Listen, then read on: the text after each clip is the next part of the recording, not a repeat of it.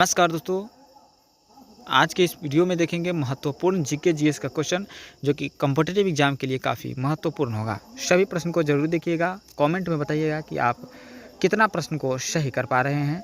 तो चलिए शुरू करते हैं। आज का पहला प्रश्न है दोस्तों, भीमराव अंबेडकर की समाधि स्थल क्या कहलाती है? भीमराव अंबेडकर की समाधि स्थल को चैत्र भूमि कहते हैं। क्या कहते हैं दोस्तों? चैत्र भूमि कहते हैं। सही जवाब ऑप्शन नंबर बी हो जाएगा। यदि फ्री पीडीएफ चाहिए तो फ्री पीडीएफ के लिए आपको व्हाट्सअप स्क्रीन पर एक नंबर दिखाई देगा वीडियो में, जिस पर आप व्हाट्सअप मैसेज करके आप फ्री पीडीएफ प्राप्त कर सकते हैं।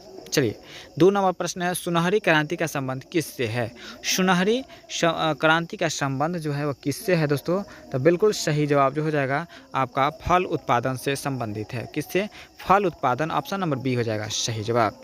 चलिए, साइमन कमीशन वापस जाओ का नारा किसने दिया था? साइमन कमीशन वापस जाओ का नारा जो दिया था वो लाला लाजपत राय जी दिए थे। कौन? लाला लाजपत राय जी दिए थे साइमन कमीशन वापस जाओ। चलिए, वीर एवं शहीदी दिवस कब मनाया जाता है? वीर एवं शहीदी दिवस जो मनाया जाता है वह 23 मार्च को मनाया जाता है दोस्तों, याद रखिएगा 23 मार्च, ऑप्शन नंबर ए हो जाएगा सही जवाब। चलिए, विश्व की सर्वाधिक खारे जल की झील वन किस देश में स्थित है? विश्व की सर्वाधिक खारे जल की झील जो है वन झील है। कौन सा दोस्तों? वन झील है। वह किस देश में है दोस्तों, बताइएगा। तो किस देश में है दोस्तों? तो बिल्कुल सही जवाब जो हो जाएगा आपका तुर्की देश में है। कहाँ पे है? तुर्की जी देश में है, तुर्की, ऑप्शन नंबर सी हो जाएगा सही जवाब। चलिए, बात करेंगे दोस्तों अगला प्रश्न का, ऑस्ट्रेलिया महाद्वीप से होकर कौन सी अक्षांश रेखा गुजरती है? ऑस्ट्रेलिया महाद्वीप से होकर कौन सी अक्षांश रेखा गुजरती है दोस्तों? तो बिल्कुल सही जवाब जो हो जाएगा आपका मकर रेखा गुजरती है। कौन सी? मकर रेखा गुजरती है दोस्तों, याद रखिएगा मकर रेखा गुजरती है। बताइएगा दोस्तों, निम्नलिखित में से कौन सा विश्व का सबसे बड़ा मरुस्थल है? विश्व का सबसे बड़ा मरुस्थल जो है वो सहारा मरुस्थल है, याद रखिएगा। विश्व का सबसे बड़ा मरुस्थल सहारा डेजर्ट है, सहारा मरुस्थल है। चलिए, अगला प्रश्न देखेंगे दोस्तों, और अगला प्रश्न है, कबड्डी की पुरुष स्पर्धा में कितने मिनट का हाफ होता है? कबड्डी पुरुष स्पर्धा में कितने मिनट का एक हाफ होता है दोस्तों? तो बिल्कुल सही जवाब हो जाएगा आपका 20 मिनट का होता है। कितने मिनट का? 20 मिनट का, ऑप्शन नंबर बी हो जाएगा सही जवाब। चलिए, अगला प्रश्न है दोस्तों, भारतीय खिलाड़ी गगन नारंग किस खेल से संबंधित है? भारतीय खिलाड़ी गगन नारंग जो है वह किस देश से संबंधित है दोस्तों? तो बिल्कुल सही जवाब जो हो जाएगा एयर राइफल शूटिंग से संबंधित है। किससे? एयर राइफल शूटिंग से संबंधित है। चलिए, अगला प्रश्न देखेंगे, ऐशबाग स्टेडियम किस शहर में स्थित है? ऐशबाग स्टेडियम जो है वो किस शहर में है दोस्तों? तो बिल्कुल भोपाल में है। किस में है दोस्तों? भोपाल शहर में है। चलिए, अगला प्रश्न देखेंगे, और अगला प्रश्न है, मगही किस उपभाषा में बोली जाती है? मगही जो है वो किस उपभाषा में बोली जाती है? तो बिल्कुल बिहारी उपभाषा में बोली जाती है मगही को। ठीक है दोस्तों। चलिए, अगला प्रश्न देखेंगे, और अगला प्रश्न है, अधिकतर भारतीय भाषाओं का विकास किस लिपि में से हुआ है?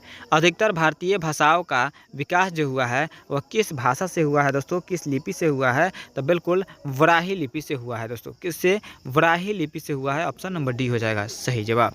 चलिए, अगला प्रश्न देखेंगे, किस तिथि को हिंदी को राजभाषा बनाने का निर्णय लिया गया था?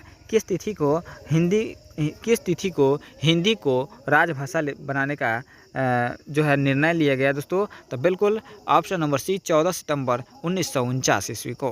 कितने? 24 सितंबर 1949 ईस्वी, ऑप्शन नंबर सी हो जाएगा सही जवाब। निम्न में कौन एक कंप्यूटर का मुख्य विशेषता है? तो कंप्यूटर का मुख्य विशेषता जो है वो गति है दोस्तों। क्या है? गति है, यानी ऑप्शन नंबर सी हो जाएगा सही जवाब। चलिए, बात करेंगे, सॉफ्ट कॉपी को आउटपुट कहते हैं। क्या कहते हैं? सॉफ्ट कॉपी को आउटपुट कहते हैं। तो हार्ड कॉपी को क्या बोलेंगे?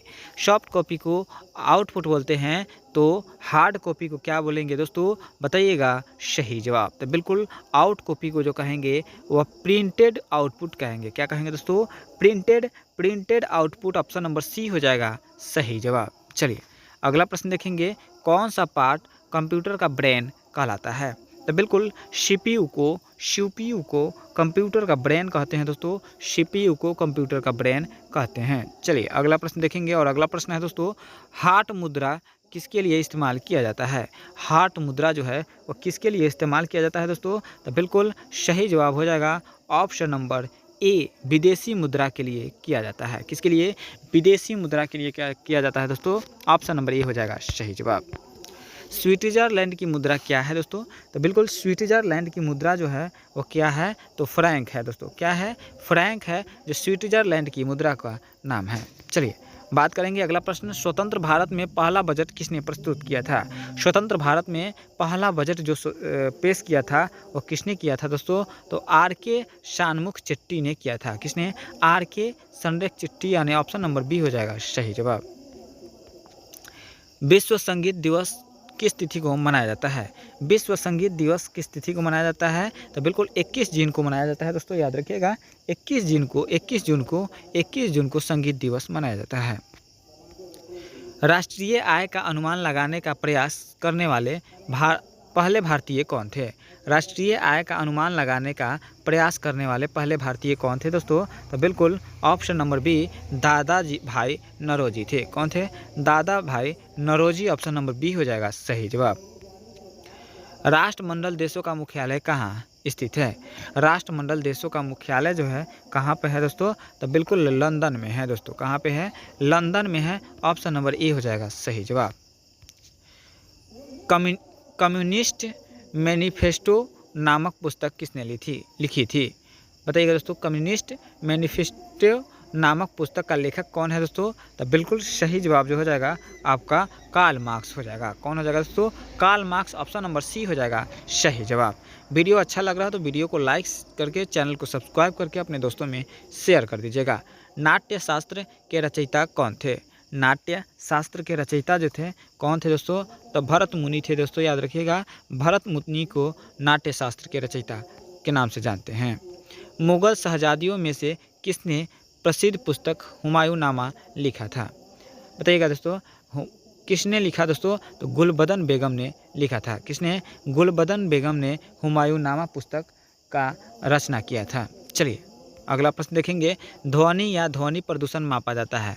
ध्वनि या ध्वनि प्रदूषण जो मापा जाता है दोस्तों वो डेसिबल में मापा जाता है। किसमें? डेसिबल, ऑप्शन नंबर सी हो जाएगा सही जवाब। दूरबीन का आविष्कार किसने किया दोस्तों? दूरबीन का आविष्कार किसने किया? तो दूरबीन का आविष्कार किसने किया था दोस्तों? देखो गैलीलियो गैलीली ने दूरबीन का आविष्कार किया था। निम्नलिखित में से कौन वायु प्रदूषक सर्वाधिक हानिकारक होता है? निम्नलिखित में से कौन वायु प्रदूषक जो है वो सर्वाधिक हानिकारक होता है दोस्तों? तो बिल्कुल सही जवाब जो हो जाएगा option number D, carbon monoxide. कौन सा हो जाएगा दोस्तों? कार्बन मोनोऑक्साइड हो जाएगा। चलिए अगला प्रश्न देखेंगे, जंतुओं में होने वाली फूड एंड माउथ रोग किसके कारण उत्पन्न होता है? फूड एंड माउथ रोग जो कि जानवरों का बीमारी है, यह किसके कारण होता है दोस्तों? याद रखिएगा ऑप्शन नंबर ए, विषाणु के कारण होता है। किसके कारण? विषाणु के कारण होता है, ऑप्शन नंबर ए हो जाएगा सही जवाब। किस पौधे में बीज होता है लेकिन फल नहीं होता है?